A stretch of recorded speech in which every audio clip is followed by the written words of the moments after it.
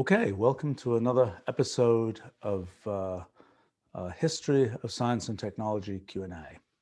So I'm happy to talk about both general history of science and technology and particular interactions that I've had in my depressingly long life with different aspects of that history. So I see there are a bunch of questions saved up perhaps from last time.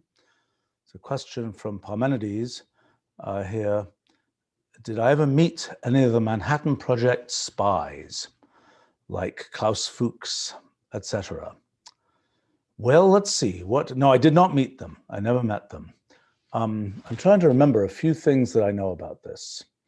I remember once being in Moscow and driving past a house, which I was told was the house of one of these folk. Just a little bit of history. After the Second World War, there were a number of people in the UK, particularly, who were. Oh, I'm sorry. That house was probably one of the Philby crowd. There were a number of. There were a bunch of spying scandals with the Soviet Union, and two big clusters in the UK, and then ones in the US. So in the UK, there were the whole story of a bunch of sort of people from Cambridge who wound up in the British intelligence services, who were, I don't know, spying on spies, who were spying on spies, and it was a whole big mess. Eventually they all went to live in the Soviet Union for better or worse. But in terms of the scientific side of things, the most significant sort of spying stuff had to do with questions about nuclear weapons technology, and particularly centered around Los Alamos lab, and whether the information about how the atomic bombs developed in the Manhattan Project, did that get to the Soviet Union? How did it get to the Soviet Union? To what extent was that based on espionage, and so on? And one of the people who was sort of in the central figure in that was a person called Klaus Fuchs. And I'm trying to remember all of the history here, but I can tell you a few fragments. I mean, Klaus Fuchs worked at Los Alamos, and he was, I think, originally German, and then was a theoretical physicist. And I know Dick Feynman told me that Klaus Fuchs had sort of talked to him and asked him, what did he think about the communism, et cetera, et cetera, et cetera. And Feynman told me that years later, when it became clear that Klaus Fuchs had been spying for the Soviet Union, he was like, now I understand. But he said it was a very weird conversation, and he hadn't really, given much feedback, and it was just an odd conversation. I think it's one of these things where the other sort of fragment here is Klaus Fuchs was then, I think, the head of the theoretical physics group at Harwell Lab in England. I worked at a place called the Rutherford Lab when I was a kid, that was sort of on the same site as Harwell. Harwell was the kind of atomic energy research organization, and Rutherford Lab was a particle physics organization. And Harwell, at the time when I was there, which was mid-1970s, was still a little bit. There was still all kinds of talk about Klaus Fuchs. One day suddenly he was arrested as a spy, and he was leading their theoretical physics group, and this was big trauma. Somehow I also, this is fragments from my memory, but I remember somebody who had explained that they had shared a prison cell with Klaus Fuchs, and he had taught them to play the violin. But I'm trying to remember who that was and in what context. But that's another British memory of some kind. But the answer is, in my when I was sort of first doing physics, particularly in the UK, there was still sort of echoes of some of that story that existed in the mid-1970s. So that's it's always a strange thing whenever one of these scientific weird scientific spying things which come up with different countries at different times. But sometimes, when it turns out that, oh, that was what was going on with this person, you realize you've had some glancing interaction with them and they were really weird. And it was like really, there are situations in which one is, people are like producing this kind of word soup of descriptions of things that doesn't make a lot of sense. And I'm probably a bad person to do that with, because I know enough about a bunch of different things that, many pieces of the word soup I can pick up, and it's like, this doesn't make sense, doesn't fit together. But it's always strange to see that kind of, what is the LinkedIn sequence that through which you might know some random person who turns up in that weird situation. But anyway, so the answer is no, I did not directly know any of these people. Oh boy, you're asking about people. Brandon is asking, did I have interactions with Aaron Swartz? The answer is yes. I did know Aaron Swartz. Oh boy, how much of this is G-rated? Okay, for people who don't know the story of Aaron Swartz, he was, it's a sad story. He was kind of very much of a kind of free software, free everything enthusiast, who wound up, downloading a lot of journal content from JSTOR and things through a bunch of computers at MIT, and then somehow he got attacked in some whole criminal story, and at the end of it was he killed himself. So a very sad ending. But yes, I did know Aaron Swartz. I must say that we first met Aaron Swartz. Well, first came across Aaron Swartz because he had a student version of Mathematica. And the result of that was that his dad, who was what I guess usually gets called a patent troll, found out, had somehow had some patent that related to mathematical typesetting. And as a result of Aaron having a student version of Mathematica, the dad, who we had some other completely different connections with, found out about this. And we ended up in this bizarre patent litigation story with the dad, which was kind of silly because it was a bunch of technology that we'd invented, and so needless to say, that didn't we suitably prevailed in some way. I don't remember the whole detail of what happened there, but that was our first and rather bizarre introduction to Aaron Swartz. Was the kid whose student version of Mathematica caused a piece of sort of patent trollery. Then a few years went by, and then the Y Combinator, Paul Graham was starting Y Combinator, which is a startup accelerator that's become very famous and very rich in subsequent years. But in those days, this must have been 2004-ish. It was Paul Graham, who'd been kind of got a PhD in computer science at Harvard, I think, and then he'd started a company which was doing an early online store written in Lisp, actually. And he ended up selling that company, I think, to Yahoo, and Yahoo rewrote it in C++ or something like this. So all the wonders of that were gone. But anyway, Paul Graham decided to start this startup incubator called Y Combinator, along with a number of other people, including his now wife, Jessica Livingston.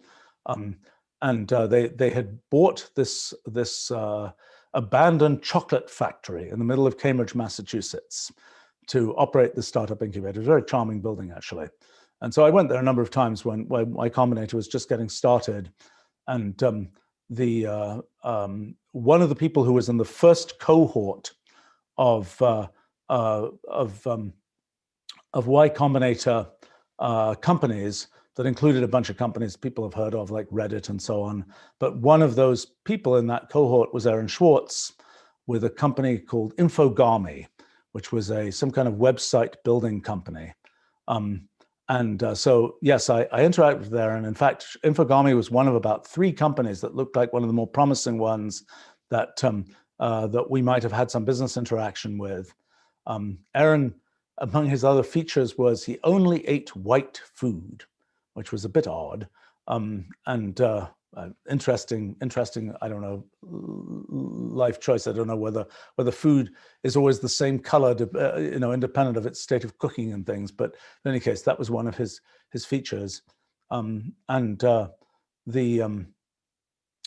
actually had a bunch of interaction with Aaron over this whole Infogami company, which eventually got folded into Reddit. Aaron was involved with that for a while. And then I'm trying to remember, I had some subsequent interactions with him, but that was a very unfortunate story. I mean, I can comment on some of the other players, and the whole dynamics of what happened were very odd, between multiple people who I think didn't really intend to do what they intended to do, and then Aaron responding poorly to the whole thing. And I think there was a certain degree of kind of overt activism of, yes, I'm going to download all this copyrighted stuff, and I'm going to do it from this computer in some closet at MIT. And it was just a whole very strange situation, but a very, very sad ending to that story. There's probably more. I'm thinking there's another whole segment to my interactions with Aaron, and I'm now forgetting them. So sorry.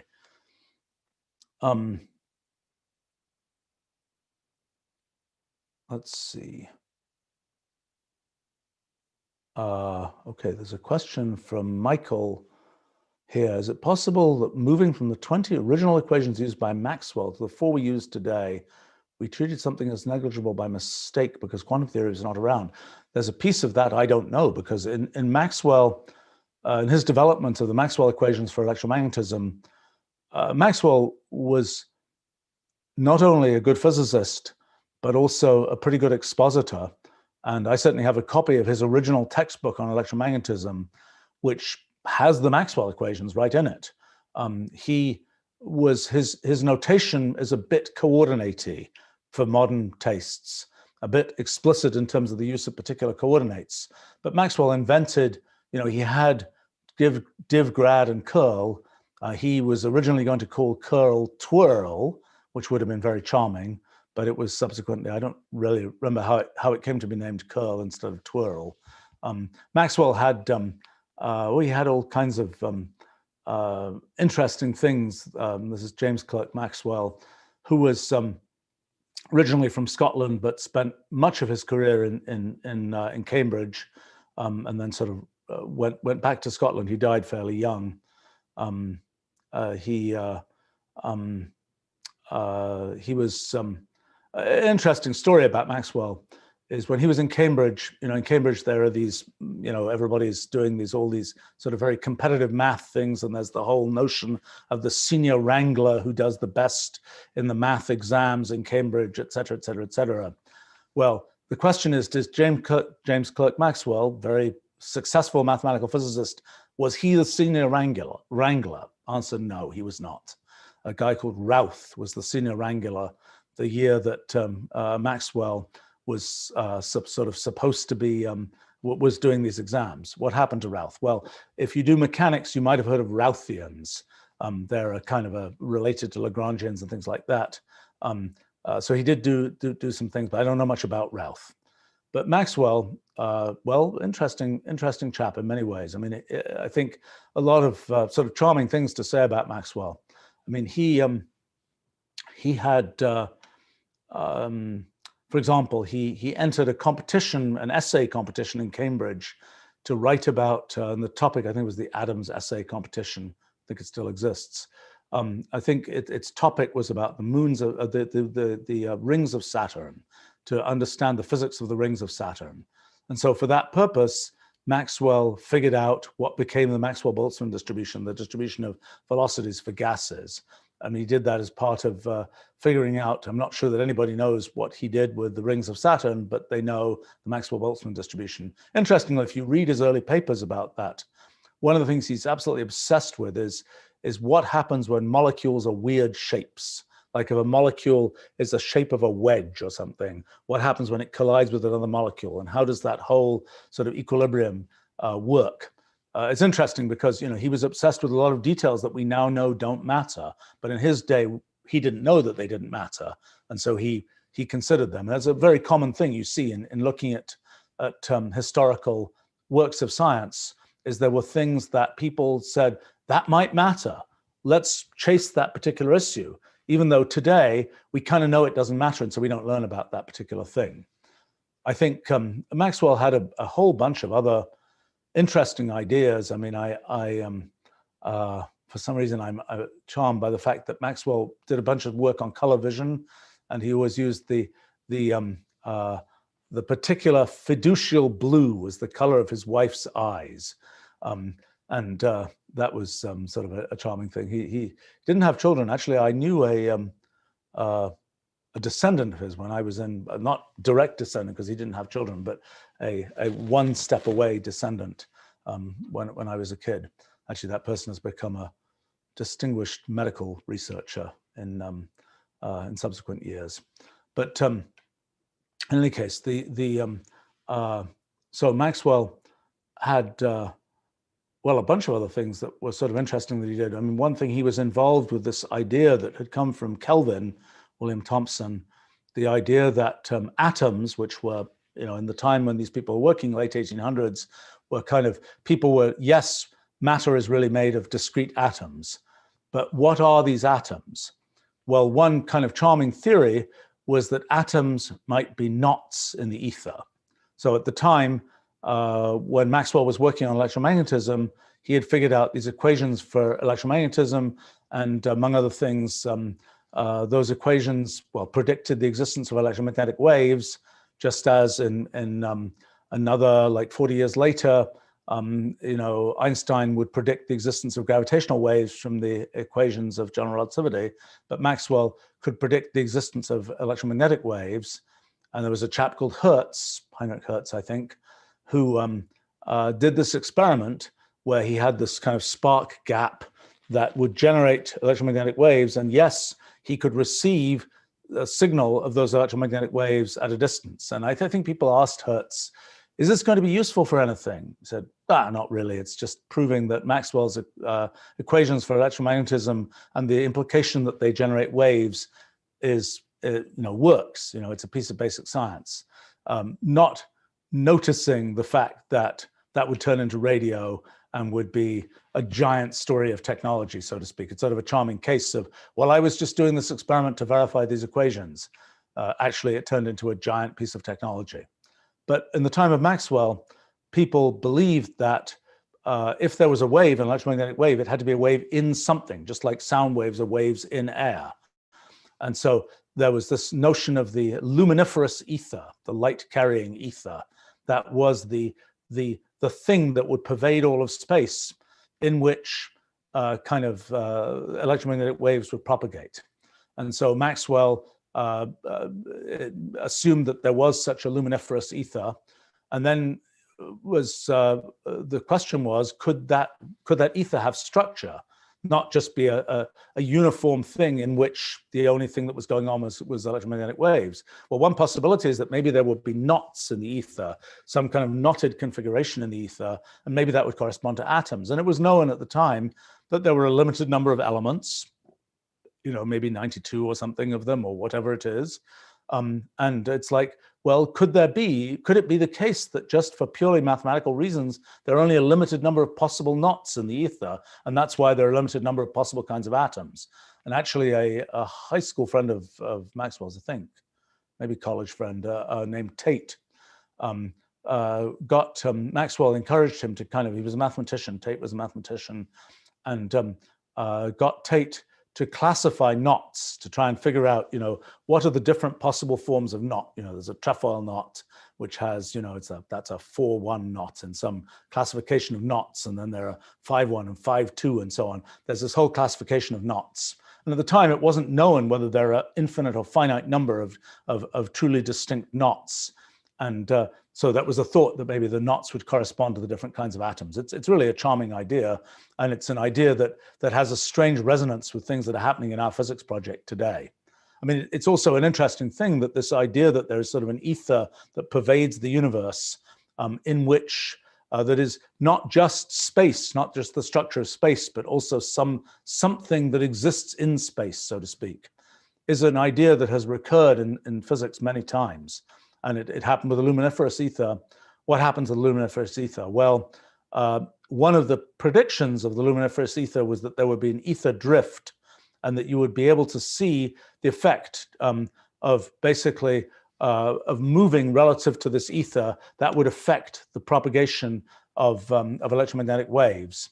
The Michelson-Morley experiment that was done around 1900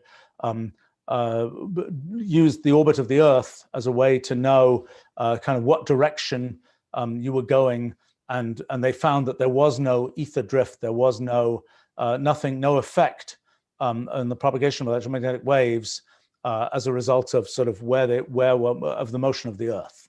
So that was one of the things that led to this kind of slightly peculiar situation, that when it came to mechanical kinds of things, it seemed like, yes, you could tell how you were moving, but when it came to electromagnetism, one of the features of Maxwell's equations was that those equations predicted that light waves would always move at the speed of light, regardless of how fast the emitter was moving. And there was sort of a question of how could this possibly work? And that was what Einstein in 1905 figured out in the special theory of relativity, was how to sort of distort space and time to preserve the kind of propagation of electromagnetic waves at the speed of light that Maxwell's equations had predicted. And often what people said was, oh, Einstein solved the problem of how electromagnetic waves could work, even though there was no ether drift and so on, even though there was no ether. And people said, so there's no ether. And so one of the things that was often quoted was sort of a statement from Einstein that sort of, you can't tell what your state of motion is because there's no, any state of motion is equivalent in the universe. If you're at rest, if you're going at half the speed of light, there's no fundamental difference. You can never tell the difference between those two things. Well, of course, that isn't actually true, because the universe does have a center of gravity. That was discovered in 1962-ish when the cosmic microwave background was discovered.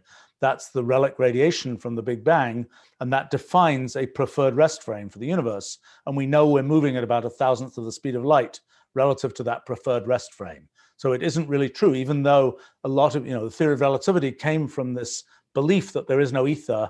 Really, actually, in a sense, there is sort of an ether. There is a center of mass for the universe. And when it comes to things like the Higgs mechanism and so on, again, it's a story of a thing like an ether that sort of pervades the universe, in the case of the Higgs mechanism, giving mass to particles and so on. In our theories of physics, we don't really have an ether, but we have something even much more bizarre, which is the theory creates space itself. And so there's no notion of there being an ether of something in space, because space has sort of created itself within the model. But in any case, so that was sort of a long explanation of some of what Maxwell knew. Now, of course, Maxwell himself was never really confronted, I think, with anything which would have led him to think about quantum mechanics. The thing that was really sort of the in-your-face quantum mechanical story was spectral lines. The fact that, like a gas, for example, would either emit light or absorb light at particular fixed frequencies, at particular levels. And that was kind of a like, what's going on here type question. Then, the thing that actually led quantum mechanics to be the early part of the discovery of quantum mechanics was Max Planck's discovery in 1900. And so what that was associated with was black body radiation. So you heat something up, it's painted black, it's all black, it's whatever. You just heat stuff up and it glows red hot, glows white hot, goes blue hot eventually. There is a distribution of the frequencies of photons associated with a certain temperature. And the question was, what is that distribution? And experiments were done on this. And the most obvious possibility is that the distribution will be the Maxwell-Boltzmann distribution, e to the minus e over kt. That would be a pure exponential distribution of energies. That would be what you would expect from various kinds of arguments about sort of the way that photons might work, or the way that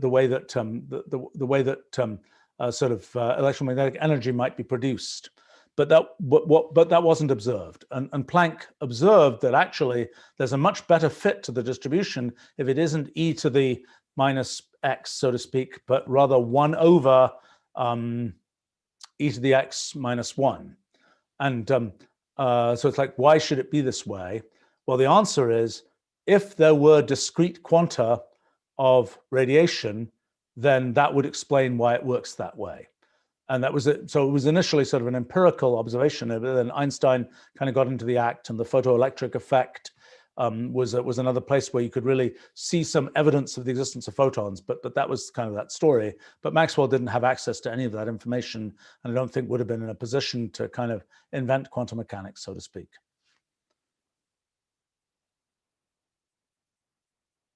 Mikhail, have I met Elon Musk or Steve Jobs? Yes, I knew Steve, I know Elon. I suppose I could tell you stories about Steve Jobs. I don't think I'm prepared to tell stories about Elon Musk at this point. Let's see. Okay, there's a question from Parmenides about who did I meet when I worked at the Institute for Advanced Study? Okay, so I worked at the Institute for Advanced Study from, what was it, 1982 through 1986, is that right? Something like that. So it was sort of interesting because the Institute for Advanced Study was created in the 1930s. It was the primary source of funding, I think, was the Macy's department store family. And the chap who, I think it was a chap called Abraham Flexner, who was the person who was, who really sort of put the thing together. And kind of its concept was to bring sort of great thinkers, and particularly, I think, math and physics, to be in a place where they could just think and do basic research for the course of their lives, so to speak.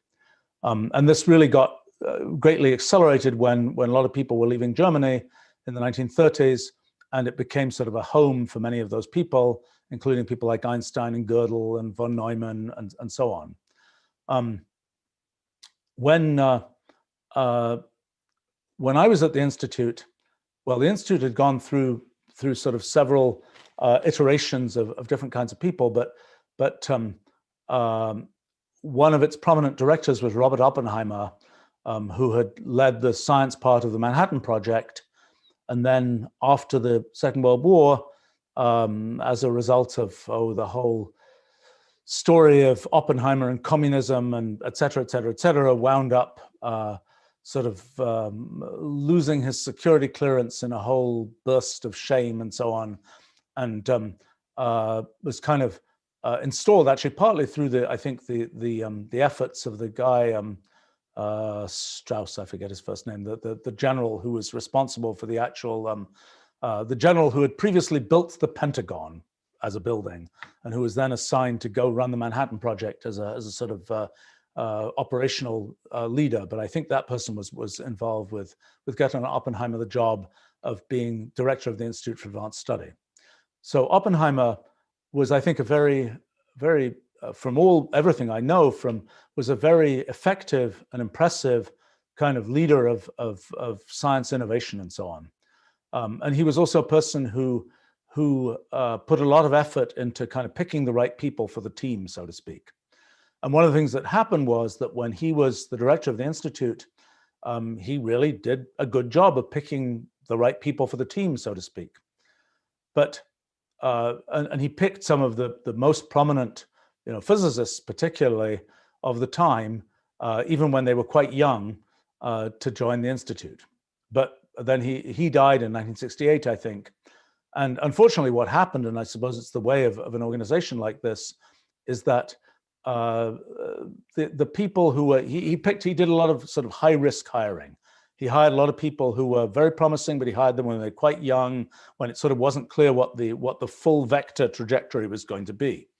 People like Li and Yang, T.D. Li and C.N. Yang, were a person called Tullio Reggi, just a whole long list of people who did very interesting physics. But anyway, so Oppenheimer had done kind of high risk hiring. By the time I was at the Institute, most of the biggest payoff people from the high risk hiring had, through the random processes of different opportunities, left, leaving the not quite so successful results of high risk hiring, particularly in the physics area. But in any case, in the physics area was much more Oppenheimer hired than other areas. The mathematics area, I think people had typically been hired much later in their careers, and the vectors were much clearer, so to speak. I think that the thing that, so I mean, it is a strange thing to say to people, okay, at age whatever, for the rest of your life, just think about basic science stuff. Don't have to worry about anything else. Sounds really cool. In practice, that's a difficult thing for people to do. So who did I know there? Let's see. They used to have tea every day. I used to go to it. And there were people like André Weil, well-known mathematician, who would show up, and there were people, some still alive, like Bob Langlands and so on. People, a whole collection of the math people. I guess the math people I knew best, happily still alive, Jack Milner was one, John Milner, Enrico Bombieri, number theorist, another one. But Jack Milner, I think the thing I always found most charming about Jack is that actually he got very interested in cellular automata that I was working on, and we kind of did a whole bunch of work sort of together. I think one of the things that was most notable was that Jack tried really hard to like figure stuff out about cellular automata, and was very frustrated how difficult it was to do that. And I think that's kind of what we now understand, is that sort of the story of computational irreducibility, is it's really hard to use traditional mathematical methods. You're face to face with undecidability, so to speak, very quickly when you start working on things like this. But anyway, the thing that I would say most charmed me about Jack, was done a lot of very interesting mathematics. And I would ask him, do you know about such and such a thing? He says, nah, I don't know about that. So then I would go and look in the library, and I go find a bunch of stuff. And I discovered that actually the key paper about such and such a thing was written by none other than Jack Milner, some 20, 30 years earlier. And so I would show this to Jack, and he would say, oh yeah, I remember that now.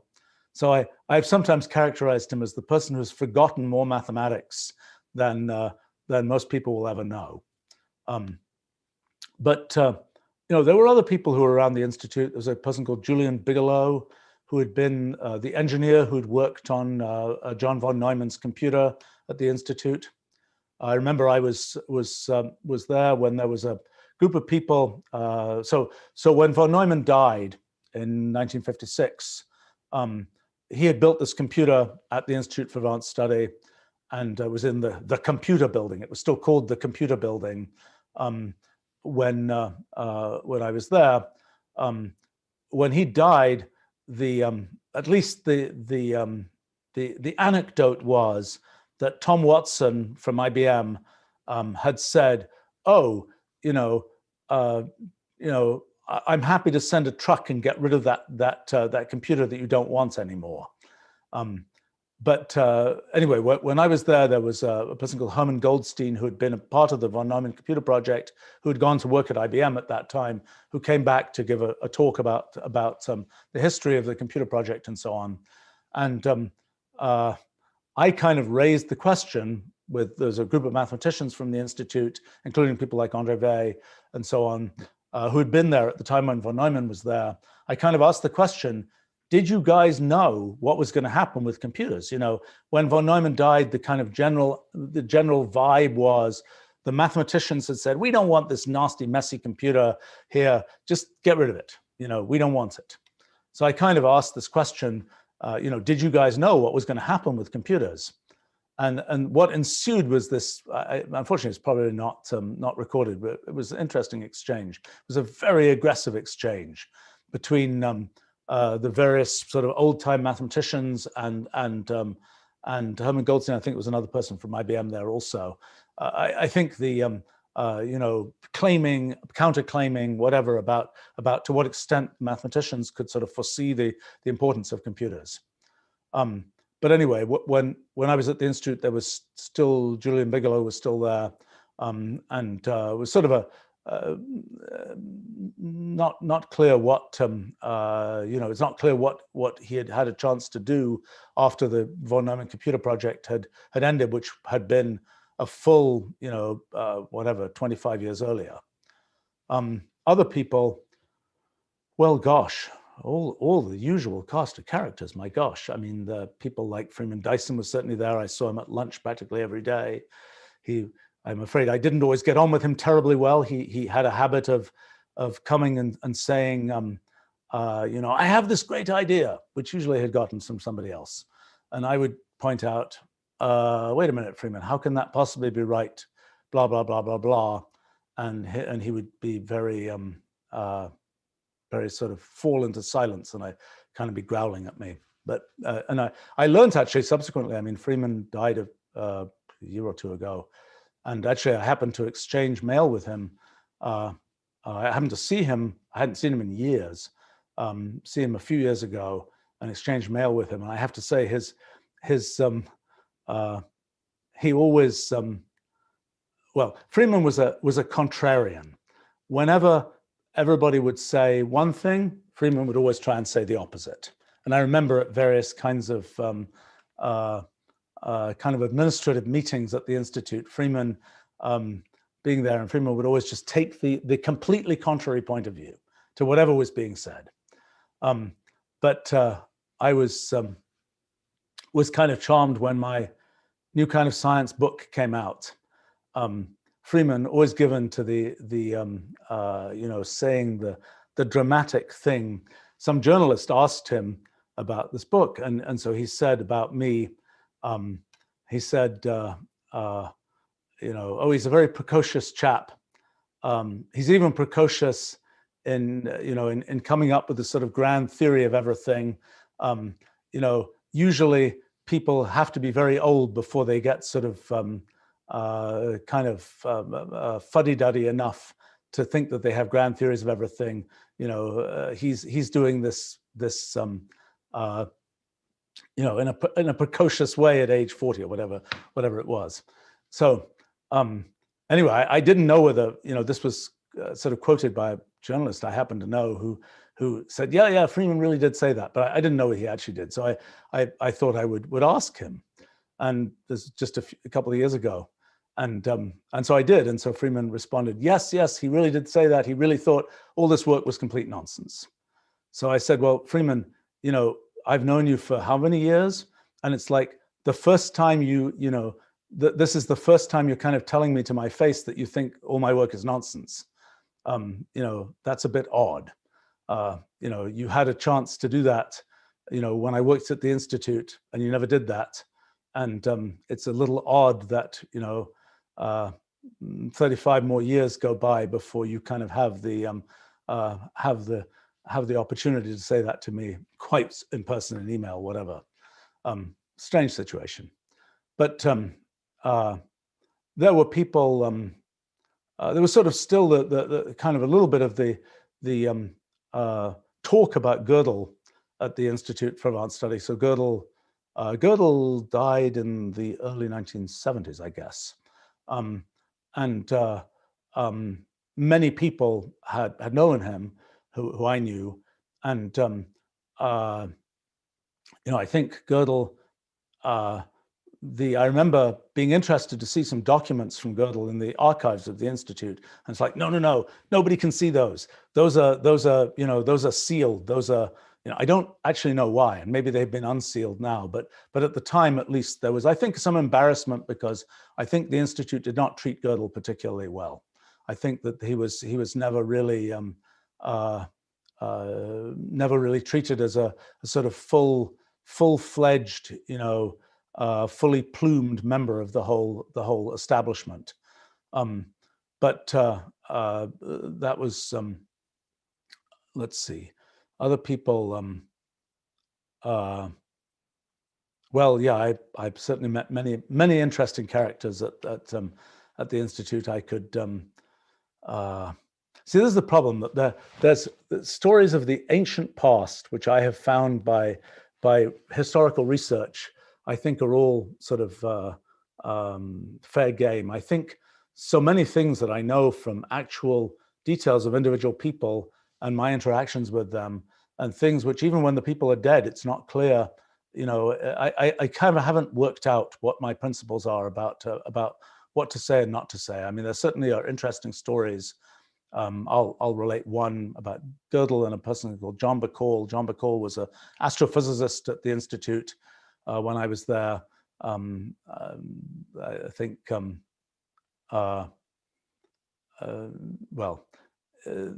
he'd been, when he was first there, he'd been hired, I think, in the Robert Oppenheimer crowd.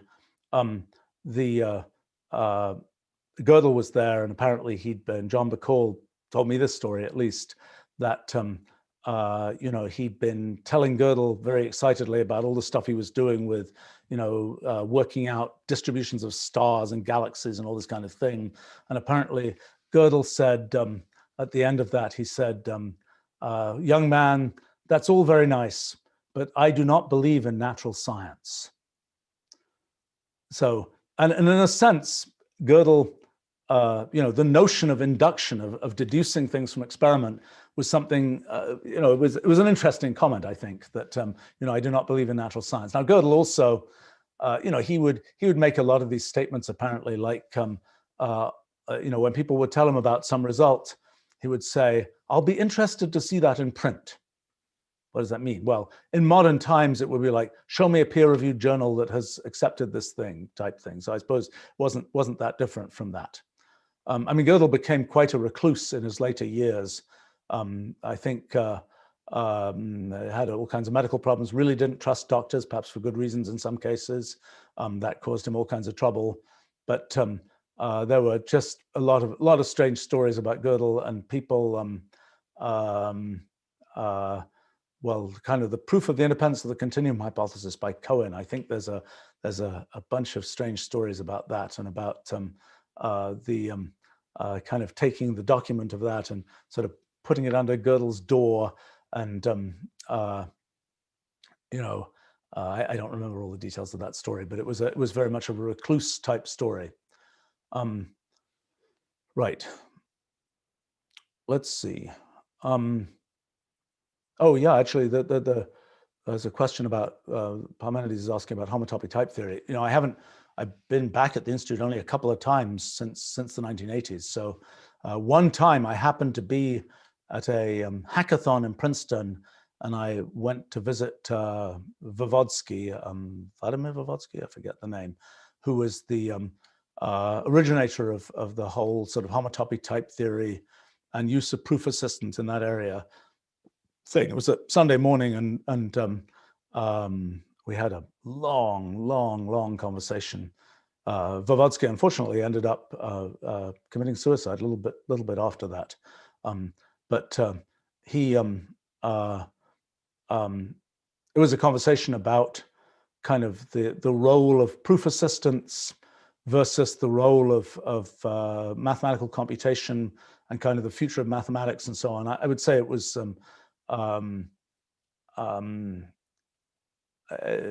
somehow the kind of was interesting to see, well, a thing that see a good mathematician kind of try and absorb what was possible to do in the world of tooling, so to speak, for mathematics. I do have to tell one story, which is a kind of a secondhand story. So I really like my stories when they are sort of fully validated by my own experience. So this one is sort of secondhand, okay? And it relates to Bob Langlands, the creator of the Langlands program, a very distinguished mathematician at the Institute. A former student of mine worked at the Institute after I was there, and after Mathematica existed, and Bob Langlands was wanted to use Mathematica and so on, and my former student had the task of teaching him how to use it and so on. And as I say, this is secondhand stories. I can't verify this firsthand, but apparently the most charming thing that happened was that Bob Langlands kind of went to the student of mine and said, he's trying to understand at a more foundational level how computers work.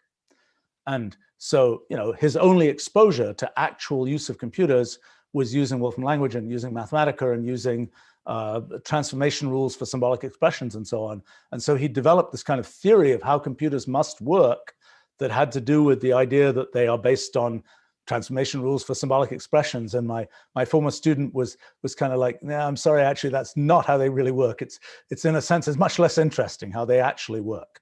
Of course, it's charming now with the things I was looking at recently with the history of combinators and so on, invented in 1920, which were sort of the origin of this idea of transformation rules on symbolic expressions. But for the details of history, Bob Langlands might have been right, and computers might have been based on transformation rules for symbolic expressions rather than on Boolean algebra and switching circuits and logic and so on.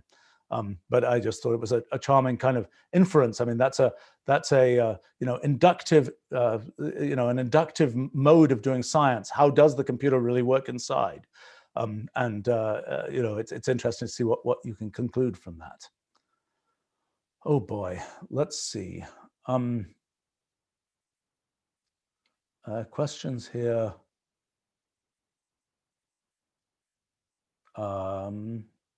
People asking about different kinds of people. Okay, so have I met people related to the Human Genome Project? Yeah, sure I have. Certainly, I mean, Eric Lander, who just got tapped to be the science advisor to the president in the US, and who's been running the Broad Institute for a while. I don't know him terribly well. Craig Venter, yes, I've certainly met him. I think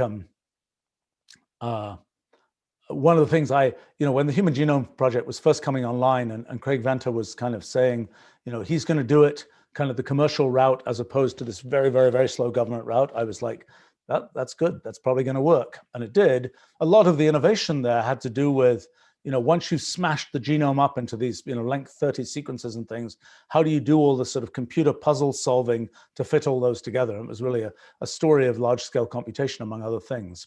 But I did wonder to myself right from the very beginning, I was like, whose genome is it going to be that, gets sequenced? And, in the end, it sort of came out a decent part of the genome was Craig Venter's genome. And I was like, of course, why not? You don't have to get permission if it's your own genome. But anyway, I thought that was amusing. He published his genome. I remember asking him once whether he had children.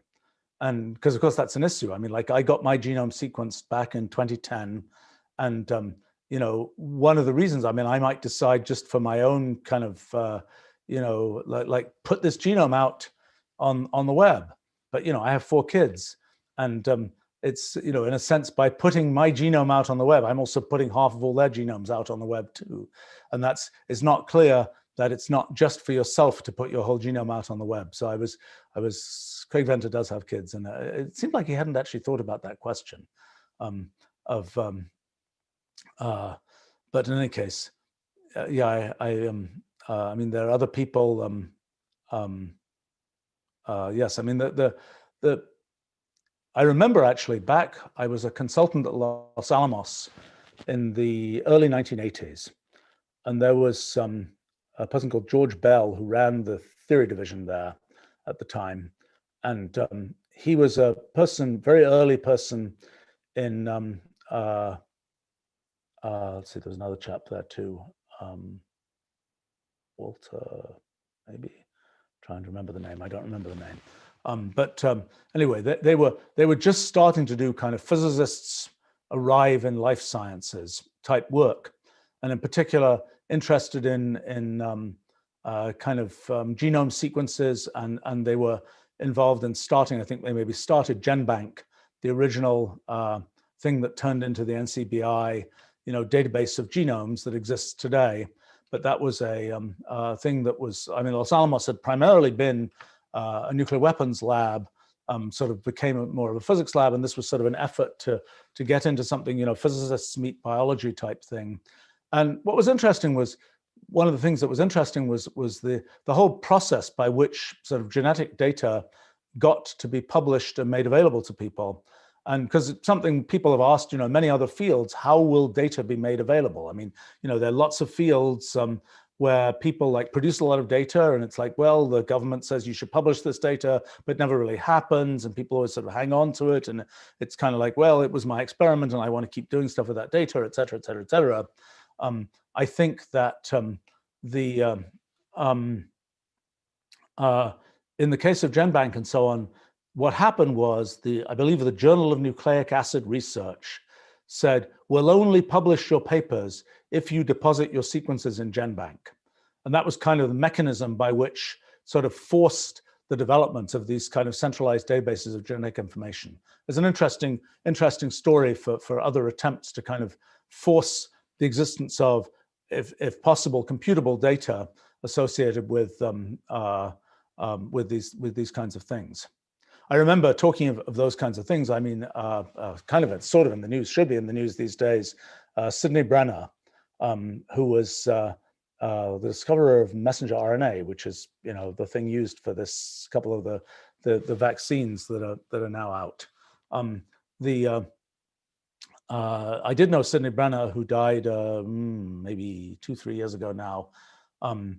He was always a very was a biologist who was very computationally oriented and very interested in whether one could make sort of a computational view of biology, and actually was always telling me, what you really got to work on is biology. Take all this computational stuff you've done and apply it to biology. And he had various theories about how to do it. I think I have all kinds of notes he wrote out when we were talking about this kind of thing, and he had sort of particular ideas about how this would work and so on, and just a big enthusiast for sort of making, really thought of biology, I think, in some sort of fundamentally computational way. I think he was sort of frustrated that he couldn't get more people to pay attention to this. He was, in addition to doing mRNA and many other things, he was also the person who kind of promoted the idea and ran the effort to take the C. elegans nematode worm and be able to map out the complete structure of where all its cells go as kind of a model organism.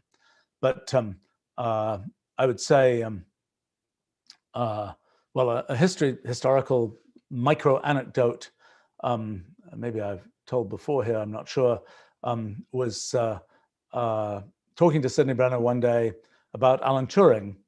And I don't think, Sidney Brenner had never met Alan Turing, but Sidney Brenner worked at King's College, Cambridge, where Alan Turing had been, and was responsible for sort of the development of a Turing archive at King's College, Cambridge. I had mentioned that I noticed that in the Sarah Turing, Alan Turing's mother's book about Alan Turing, it mentions at the end of the book something about how Alan Turing's later work on phyllotaxis and biological development was getting letters from all over the world about things related to that, including from places far away as South Africa. Well, South Africa was where Sidney Brenner came from. It turns out he wrote that letter to Alan Turing asking about his work on biological development. But that's just one of those micro pieces of history. A question about, let's see, did I interact with Claude Shannon? Sadly, no, I did not. Claude Shannon, I knew a bunch of people at MIT who knew Claude Shannon. I should have made more of an effort to interact with him in the 1980s. I didn't. When I kind of really got around to it in the 1990s, his wife kind of explained that he was, his memory had declined and kind of was protecting him from outside interaction. So I never had a chance to meet him. I think there was an interesting movie about him, a biographical film that came out about him recently that I thought was quite good. Yeah, I don't know. I mean, the story of Claude Shannon and his work on sort of applying Boolean algebra to switching circuits, which was his, I think his master's thesis, is that right, at MIT? And then he went to Bell Labs and worked on, well, his most famous contribution is information theory. Exactly what the interaction between Claude Shannon and Alan Turing about information theory is not clear. I mean, you know, originally one of the great interests of information theory was if you have an encrypted message and you want to know sort of how much data do you need to be able to have a chance to find the password to decrypt this message, you kind of need to know how much redundancy is there in the original message that would kind of allow you to get cryptanalysis started. And I think that was the original motivation for developing information theory, was this question about kind of this cryptanalysis question, which came up in World War II. And sort of interesting that Alan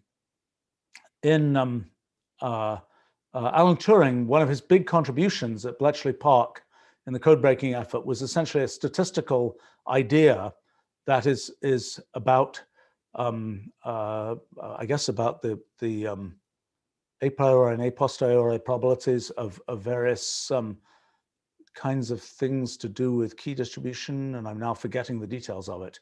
I do remember that I think Alan Turing's boss at Bletchley Park was a person called Jack Good, I.J. Good, who I met once in his later years. I met him at a conference about theoretical biology. He'd become very interested in theoretical biology. He actually, I think, was the person who coined the term the singularity, and he was sort of interested in the ultimate future of biological evolution and things like that. Interesting, old at the time when I met him chap. But anyway, Jack Good was a statistician originally, and was sort of a person involved with Turing's statistical work, and exactly how that overlapped with what sort of became the Shannon information theory work, I'm not sure. I know that Alan Turing and Claude Shannon met. Alan Turing was working on a speech encipherment system called Delilah, which was some kind of, I think I think it was sort of a British version, and there was an American version. And I forget which was which, but one of the versions, maybe the American version, it was a wonderful system. The only problem was that the equipment for it was the size of a room. So you could make, like, maybe, you know, Winston Churchill and Franklin Roosevelt could have versions of this, but it wasn't exactly field deployable. But anyway, Alan Turing came to the US in World War II and went to the Bell Labs building, which was then in the middle of New York City, and met with Claude Shannon there. I know that there's sort of some funny stories about how the whole paperwork of Alan Turing's visit was all rather scrambled, and so he was like hanging out, not able to go into the building for some period of time, and so on. But it's I don't think it's really known what happened in that meeting, or maybe it was a completely uninteresting meeting.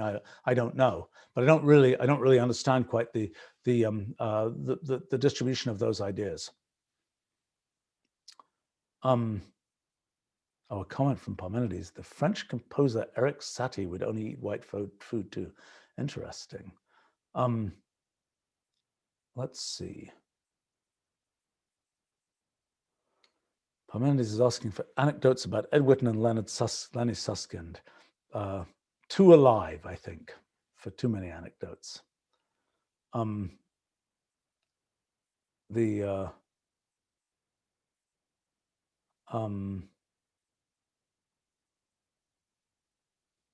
So question, let's see. Oh boy, there's a question here from Meeps about Fisher information and Roy Frieden and physics from Fisher information. I have a copy of that book. I haven't read it. Actually, Fisher information is probably related to a, oh gosh, what is it called? A metric which may occur in our multi-way systems. oh boy, it's a double-barreled name and it slips my mind. But sort of related to that, I mean, there's a whole gaggle of ideas that I think are all connected. The maximum entropy principle of Jaynes and a bunch of other kind of ideas that I think originated in the 1950s, 1960s. And I may be being unfair to the whole question about Fisher information, but it's my impression that one of the issues is when you make models of things, there's a question. There will be, in general, when you have a certain amount of experimental data, there will be many possible models consistent with that experimental data. How do you pick the best one?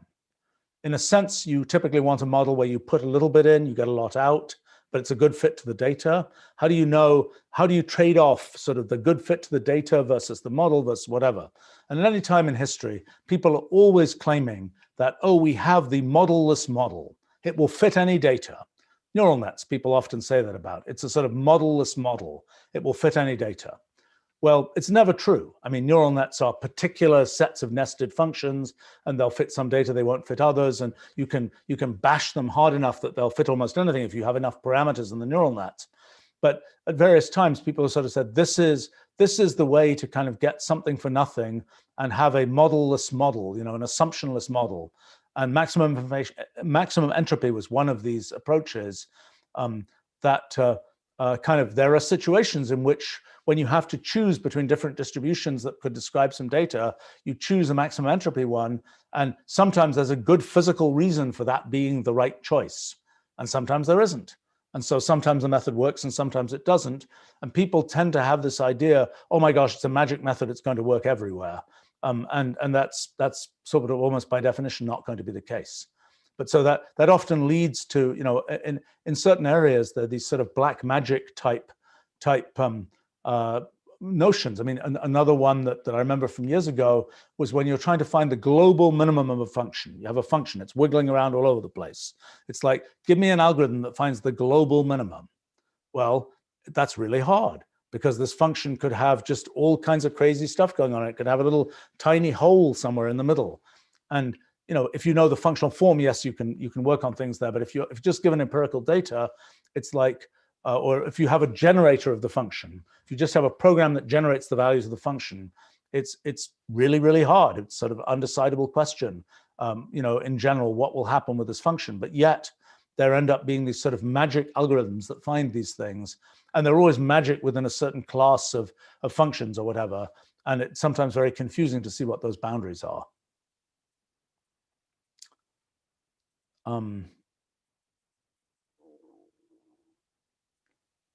Let's see. Oh,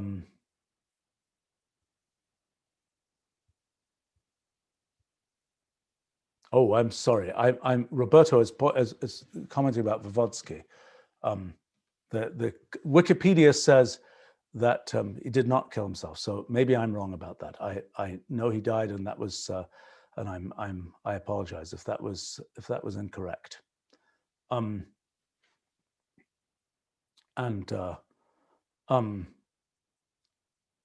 Let's see.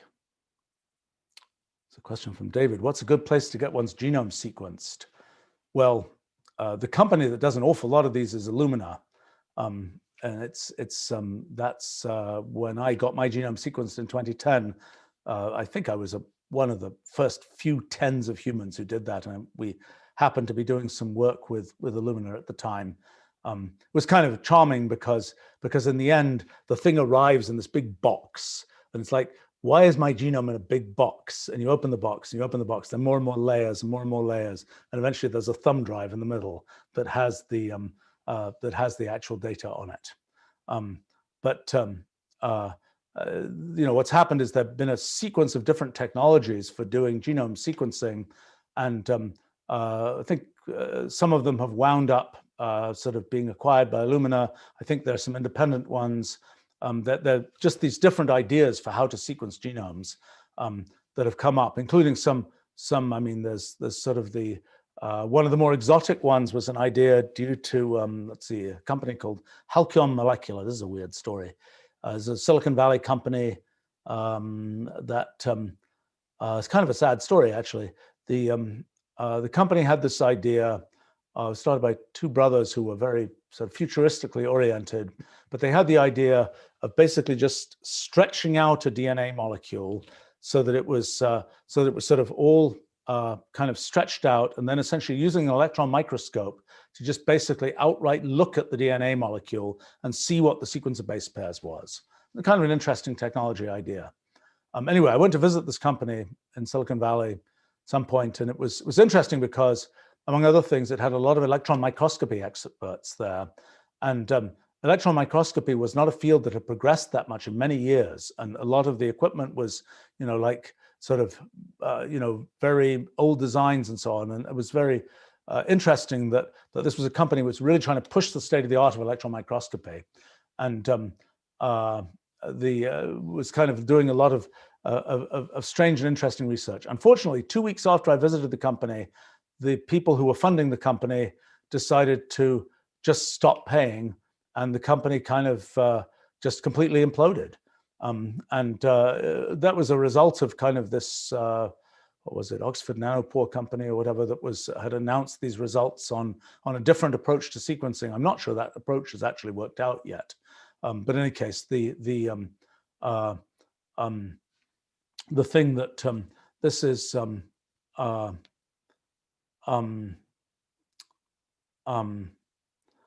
it was a rare case. Usually, in the words of a friend of mine who is a well-known venture capitalist in Silicon Valley, I asked him, these companies, when a company is started and it doesn't make it, often it's very strange to interact with a company that has a startup that's been going and it's been going and it's been going and doesn't really make it.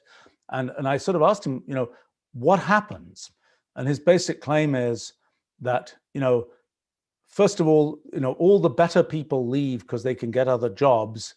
And in the end, it's the last few programmers, sitting around playing Minecraft until the lights get switched off, so to speak. But so usually in Silicon Valley, in the world of startup companies and things, you don't see this kind of, hits a wall at 200 miles an hour type phenomenon. You kind of more see this multiple years of just, well, the company is sort of doing something, it sort of isn't. And of course, then there are exceptions that prove the rule, so to speak, because occasionally there'll be companies that are in that kind of, wind down, near death state. And then suddenly they'll have a new idea, or the world will change, and they jump right back up again, and they become significant companies. So it's not the fact that but there's a rare case in the case of Halcyon Molecular of actually a company where you visit it 1 week and then 2 weeks later it's gone, and that's a kind of an unfortunate thing. Let's see. Questions about Joseph Fourier and how he developed the math that led to the Fourier transform. I don't know that much about Joseph Fourier. I know a few sort of trivia facts. I mean, his main day job, I think, is that he was an Egyptologist. He went with Napoleon. Napoleon was sort of a big enthusiast of Egyptian culture and history. And when Napoleon was in Egypt, he brought along his team of Egyptologists, and I believe Fourier was one of those people. His theory of heat, which was the thing that caused him to develop Fourier analysis and so on. I'm not sure when that was developed relative to his time in Egypt, but it's my impression that he was primarily I think he may have also been a minor administrator of perhaps some in the Napoleonic period in France, but I'm afraid I don't know much about him. I'm sorry.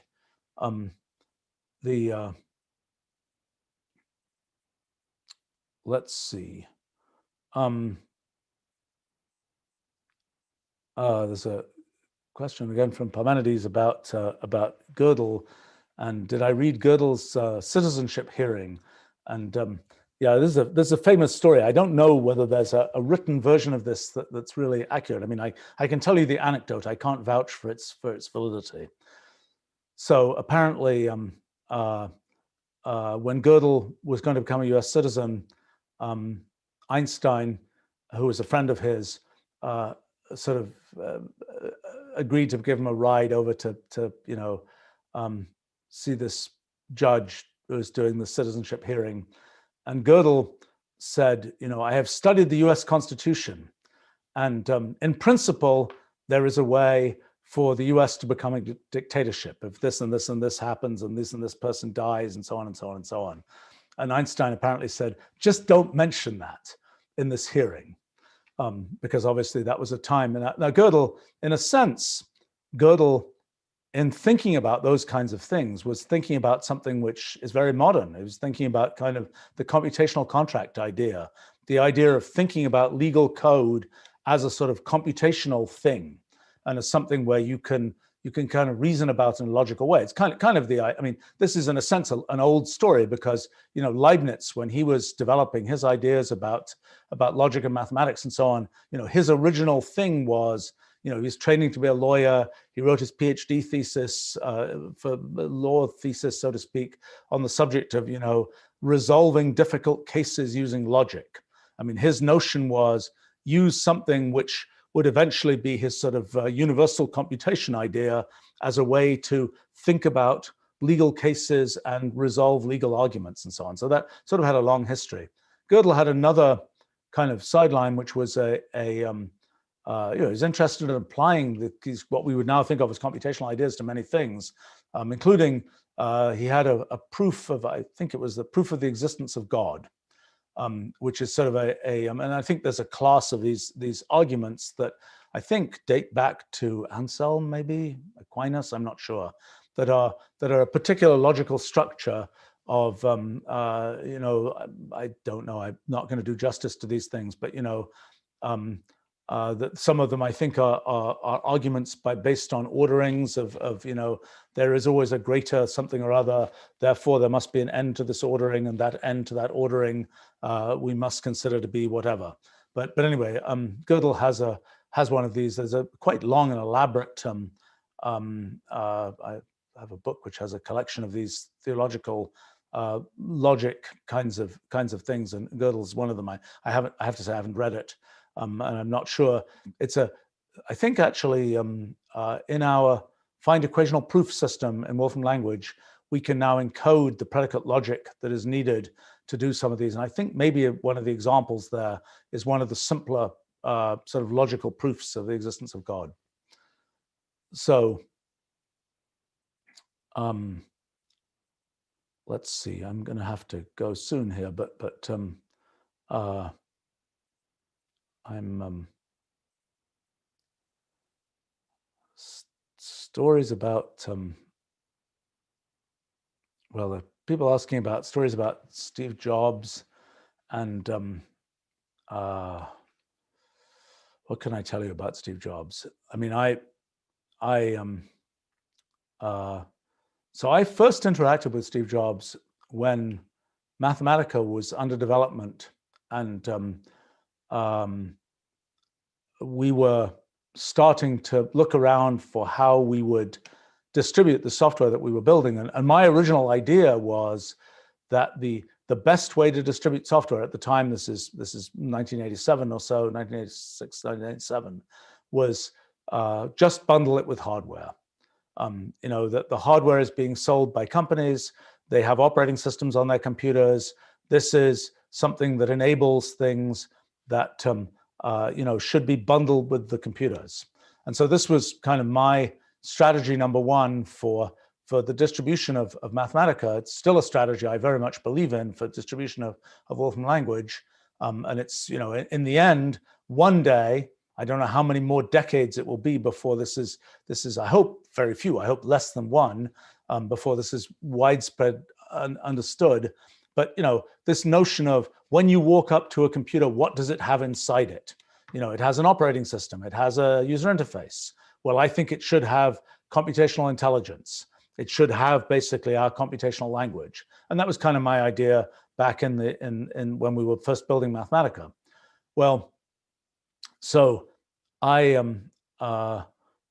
ended up, I guess the person who was sort of the intermediary, who I forget how Steve first got involved with this. But Mike Hawley was the person who was a person who had worked at Pixar, was then working at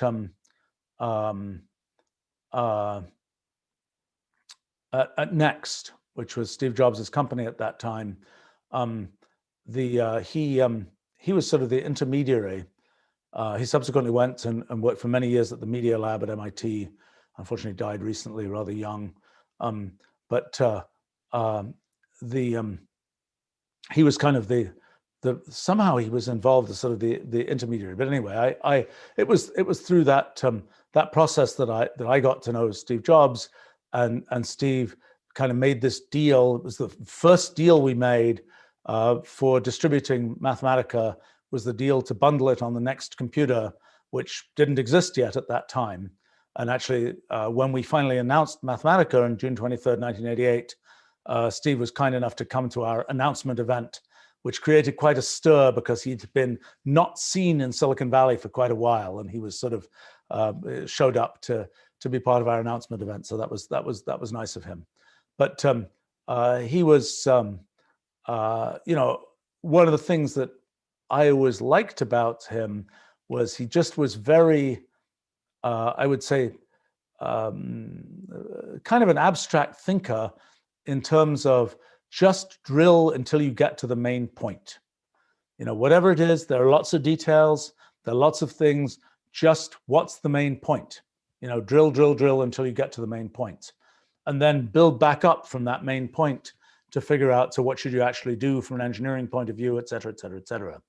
And I think he was very taken with a bunch of features of Mathematica and so on, and the things it could do. I think that it was funny when Steve Jobs, so Steve Jobs had been at Apple. He'd kind of been ousted in the John Scully period. He'd gone to start this company called Next, which was a company which, I'm afraid, it's one of those cases which one kind of learns from watching in one's own life and other people's lives. It was a little bit too easy. It was like Steve had done, he'd done the Apple II, he'd done the Mac. It was like, I'm going to do another computer. I know what to do. I'm just going to turn the crank. I'm going to make a wonderful other computer. Well, it kind of felt like it was like, I know what to do. I'm going to just do it. And I think that wasn't the best formula for having the biggest success. And it was, but Next was a company with a lot of very interesting people. And the product that it made, the Next computer, was a cool thing. And it was originally, Steve thought that education would be a sort of a key market for it. I'm not sure that the universities and so on were in the end as kind to the Next as Steve thought that they would be. For a while, it was kind of the ultimate stylish computer. If you saw a CEO with a Next computer on their desk, you'd know they were cool type thing. And it had very nice industrial design, very a black box type design. One of the places that ended up buying Next computers. So Steve's calculation was, pay a certain amount of money to bundle Mathematica on every Next computer that went out. And his calculation was, so some people will buy the computer just to get the software. And as was not uncommon with Steve, he was absolutely right. Even though, really buying the whole computer just to get this piece of software for free didn't make a lot of sense, people ended up doing it. One place that did it was the theory division at CERN, where Tim Berners-Lee was kind of the system administrator. And so we had kind of the footnote to history, so to speak, that the original web was developed on that network of computers at CERN that had originally been bought for the purpose of running Mathematica by a bunch of theoretical physicists. But in any case, when we were, so one of the things that came up in kind of Mathematica on Next and so on was, what were we going to call this thing? So originally, the original name for Mathematica was Omega. And it's sort of funny that in many years we went from Omega to Alpha. And that point has been noted by many people, at least internal to us. For a long time, the creator ID, it's probably still true, the official Mac creator ID for what's now a Wolfram notebook was OMEG, which was originally burnt in there when Mathematica was called Omega. But anyway, we went through, Omega was the first name, then there was Polymath, that was a very brief name. Then there was Technique, and then I was just obsessing about naming and so on, and I was talking to Steve about it, and he's like, not in real time, but it sort of came back to me and said, the name you should use is Mathematica. And I had considered that name and had thought it was too long. I didn't really want to burn mathematics so much into the name, but that was its sort of killer app at the beginning. But it was interesting that he kind of had this whole theory of, he was very taken with the name Trinitron, which was the name that Sony used for its televisions. That was, that televisions in those days had sort of, I guess they had, did they have 3 electron guns? I'm not sure. It was time of cathode ray tube televisions. But in any case, the thing was, he had this kind of theory of take a generic term for something and romanticize it, Latinize it, whatever else. And I thought it was an interesting kind of thought experiment in naming of things. But yeah, I mean, I think one of the things that was always interesting about Steve, even when he was back at Apple, after Apple bought Next and so on, and he was was a good emailer. I mean, you would send him mail any time of day or night. There's a good chance you would get an answer, within an hour. And it was usually quite direct, and it was either sometimes positive, sometimes negative, but it was a very clear kind of communication of whatever it was. And I remember when Wolfram Alpha was first coming out, telling Steve about this, and he just like, I don't get it. I don't see why I would care, et cetera, et cetera, et cetera. Then when Siri was developed by some people at SRI, and they kind of sort of packaged Wolfram Alpha API and put this kind of voice assistant idea around it. When Steve saw that, he said, oh, now I get it. Now I understand why I care about this. And, one of the things about Steve that I think is something to learn from is he could change his mind. Sometimes people thought that was a deficiency. I thought it was a virtue, because I thought that, it's like you don't always get the whole story at the beginning, and you don't always know what's going on at the beginning, and the world changes. And I think Steve was always kind of, trying to think about sort of what was the key point, and what did that mean for what the world was going to do? And, do you really need to have, interchangeable batteries in your phone or not? Is that really an important thing? Is that the point? And I think that, people sometimes say, oh, Steve was just a marketing guy. It's not true. He was a guy who understood the point of things. And, no, he was not the person who solved all the technical problems. Sometimes I was surprised at his comparative lack of understanding of some of the sort of deep technical engineering details of things. But that wasn't his point. His point was sort of, what's the point? And his point was to define, this is the key point. This is the direction to go in. Okay, engineers, go figure out how to make this work.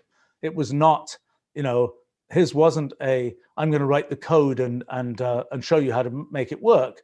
His was just, this is the main point, which the engineers on the ground would not see. But defining the main point, and then, yes, from an engineering point of view, this is where we have to go. And obviously, if engineers who he trusted told him it's just outright impossible, he would change his mind. But I think that the key thing was understanding what the key thing was, so to speak, in a lot of these different areas. And I know Steve was always interested. I think, I can't remember exactly, but I certainly, I'm trying to remember the actual conversation, but I certainly have the impression that he sort of, maybe he told me this explicitly. He was like, if I hadn't done this computer stuff, I would have been a scientist. And, whether he would have liked academia, I'm not sure.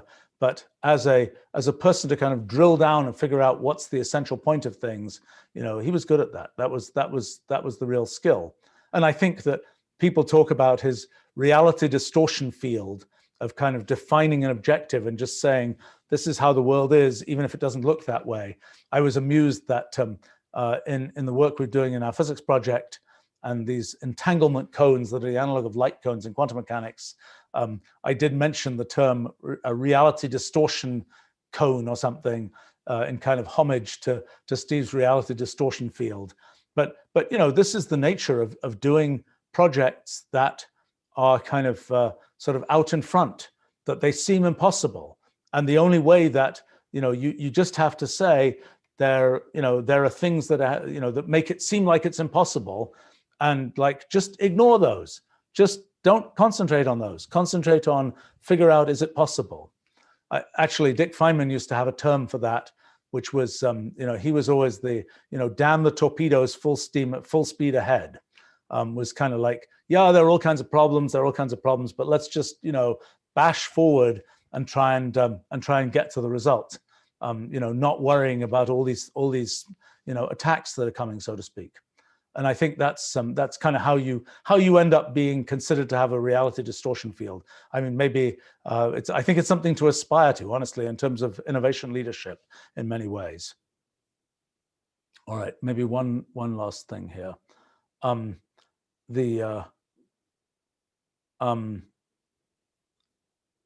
Let's see.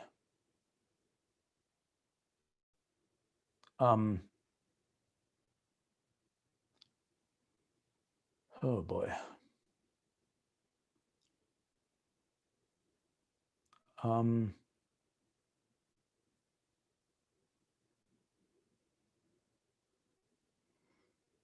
Well.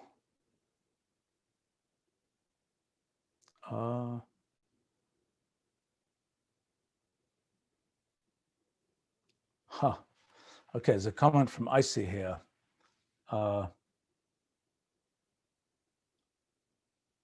From a book called Faster Than Thought from 1953. I think I know that book. Is it by a person called Bowden or something?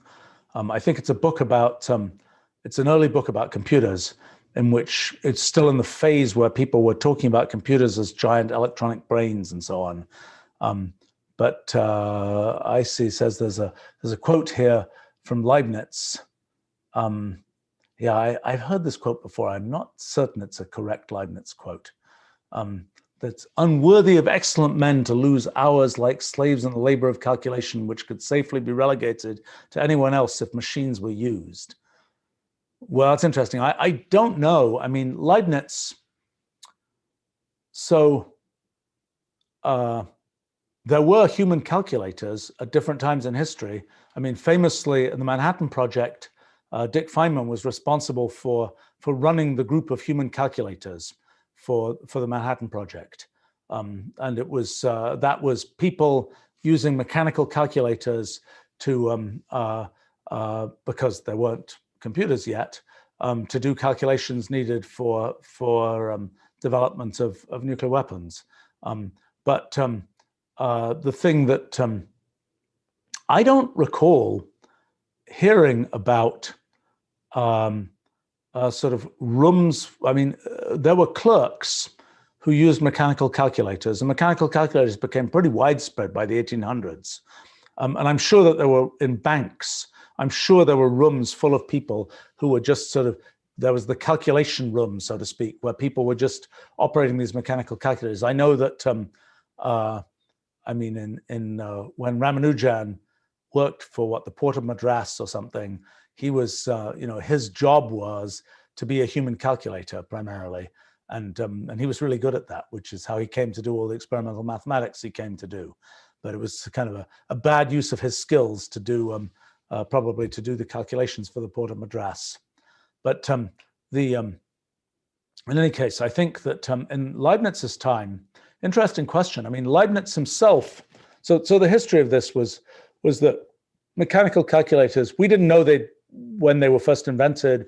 The Antikythera device from around 1st century BC to 1st century AD is the one piece of evidence we have from antiquity of a kind of gear-based calculational device that was primarily used, we now can tell, for kind of astronomical orrery type calculations. We don't know how common those things were in antiquity. Only one has been found in this one particular shipwreck that was particularly well preserved off this island off the coast of Greece, and where a bunch of famous artifacts were found, including, as turned out, sort of accidentally discovered years later, this mechanical calculator.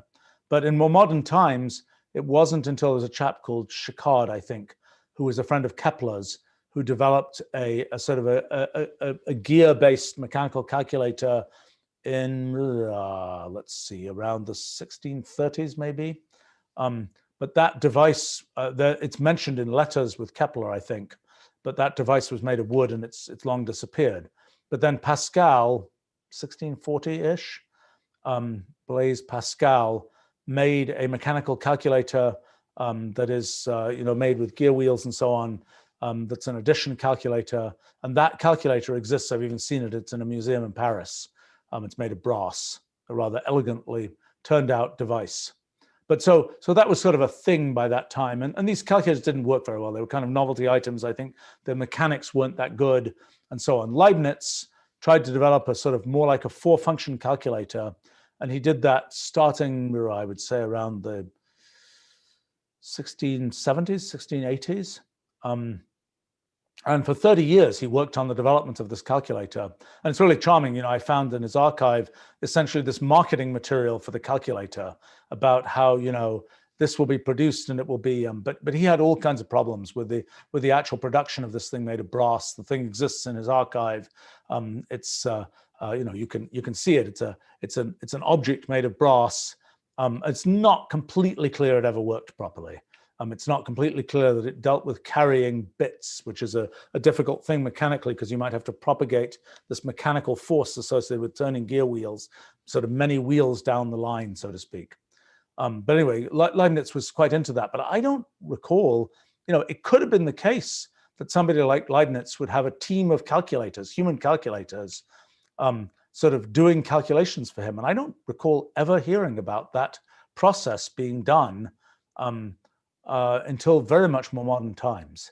I think Leibniz himself was a courtier and sort of a person who would go and do, he would study, he worked for a bunch of dukes in Hanover and so on, and he would go and they would say, I want to prove that I can marry this particular person because they have the right, genealogy or whatever. And he would go and do the research and figure out that, yes, that was really true. He actually did quite a lot of his mathematical work. He was sort of stimulated by a time he spent in Paris, kind of as a diplomat, ambassador type person, in the service of his kind of courtier activities. But I don't think this idea that's implied in that quote of, you could get sort of less skilled labor to do calculation if only it could be done by machine. I don't know.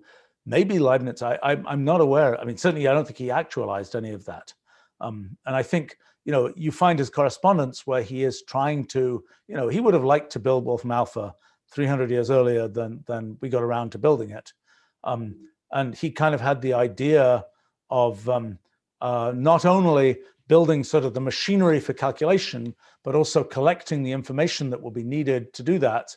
And he was into kind of, let us create great libraries that will collect information about all these different kinds of things. That was kind of the best effort to do that. I mean, there are very curious stories. There was one that I found rather interesting, a thing called the much later in history, in the 1930s to 1940s, I think, a thing called the Mundaneum, which was an attempt to build a Wolfram Alpha, basically, where the queries would come in by telegraph and they would be responded to by a team of people who would be looking up answers on index cards. And this was an effort that was done by some people in Belgium. I'm thinking between World War I and World War II, actually. So maybe the 1920s to 1930s. And this idea was to sort of collect the knowledge of the world on index cards and interact with people through a telegraph, and they would get some number of queries per day. We're always worried about how many QPS, queries per second, do we get, and will the servers sustain such and such a number of QPSs and so on. They were worried about would they be able to have the right staff to get these queries by telegraph. And there was a big effort to sort of make this giant collection of index cards. There are pictures of these rooms full of kind of index cards that contain this information. Unfortunately, I think the whole project was kind of scrapped. It was a project that was also, I think, kind of wound up with various kinds of world unity, world peace type projects, and it was eventually the funding for it disappeared, and the whole project decayed. But it was sort of an interesting moment of kind of this idea of let's collect something. I don't know, maybe it was a bit like Wikipedia, probably more like Wolfram Alpha, because it was really ask a specific question, get an answer, sort of the ultimate reference librarian type story, centralized for the world, so to speak, and communicating through telegraph lines, which why not? In those days, we didn't have the internet, so to speak. All right, well, I should wrap up here. Actually, I have to do another live stream that's part of my day job real soon. But thank you for joining this. I think that it's very difficult for me to know when people ask about sort of recent history. It's quite challenging to